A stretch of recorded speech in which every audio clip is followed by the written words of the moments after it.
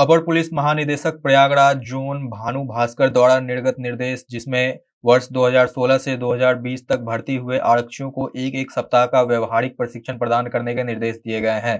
Police line Mahoba में वर्ष 2016 से वर्ष 2020 के मध्य नियुक्त हुए पुलिस आरक्षियों को एक सप्ताह का व्यवहारिक प्रशिक्षण प्रदान किए जाने के निर्देश दिए गए हैं। प्राप्त निर्देशों के अनुपालन में जनपद महोबा में दिनांक 30 जनवरी 2023 से एक सप्ताह का व्यवहारिक पुलिस प्रशिक्षण 40 पुलिस कर्मियों के बैच के अनुसार प्रारंभ किया गया है।